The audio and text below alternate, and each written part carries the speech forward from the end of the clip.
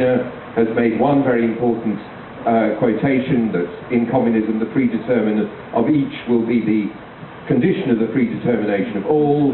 Much later in his life, Marx, in the Critique of the Gotha Programme, says that under communism the principle will reign from each according to his abilities, to each according to his needs, which is a fundamental challenge to the whole basis on which not just capitalism but all class societies have been organised. But one area of discussion is how much more deeply we need to specify the content of the idea of communism. But that's not what I want to focus on now. I want to focus on this question of communism as the real movement for abolishing capitalism and try and give some content to that idea.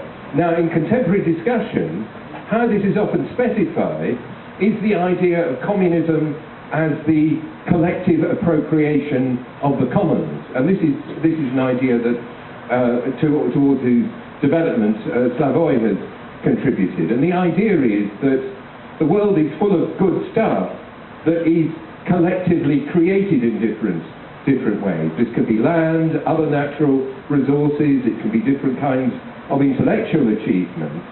And what capitalism does is privately to appropriate and seize this good stuff and turn it in the direction of private profit.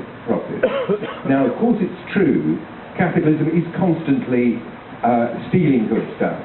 Capitalism is an enormous machine of parasitism and theft. However, one of the great things we get from Marx is that capitalism isn't simply a matter of thievery and parasitism. One of the things that Marx insists on, at much the same time that he's formulating his conception of communism, is that capitalism is a relation. And capitalism is a social relation defined fundamentally by the relationship of exploitation between capitalists and workers. And this is absolutely critical if we're going to have any conception of how to go to communism. Because there's a duality, as so often in Marx, there's a duality to the idea of the relationship of exploitation. Of course, in exploitation, the worker is exploited, is alienated, is denied his or her fundamental potential to live, has his or her labour stolen.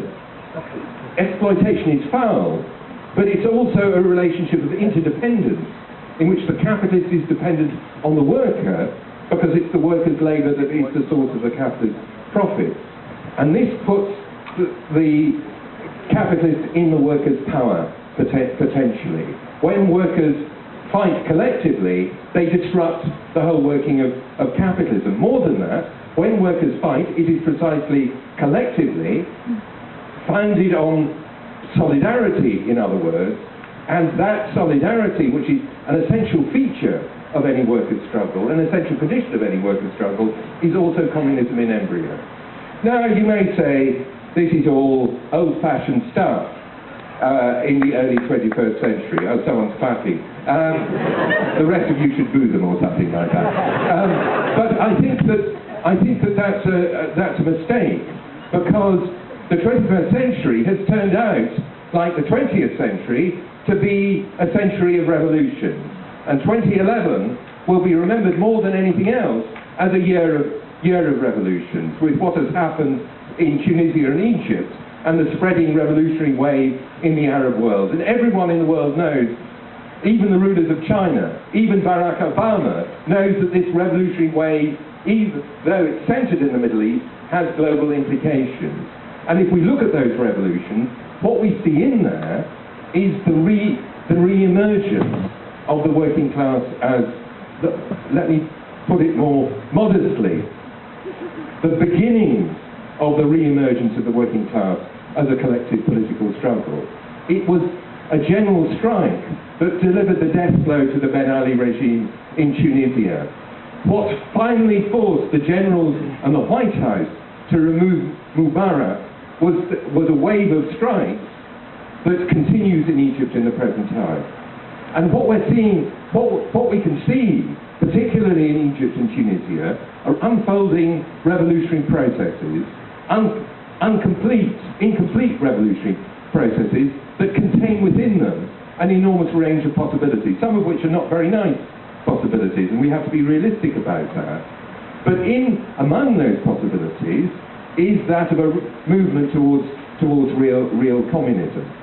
And therefore, what I think where we are in the world today is one where we're getting glimpses of how we could begin to move towards real communism. I don't want to exaggerate. These are just glimpses. They're just moments. They could be snuffed out, like any other revolutionary moment has been. But nevertheless, Marx's old spectre is beginning to haunt the world again.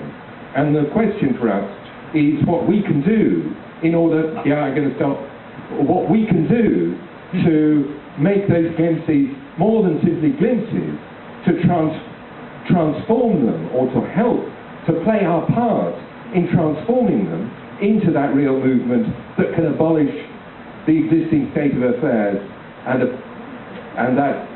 by God, or whoever you pray to or don't pray to, it does need abolition.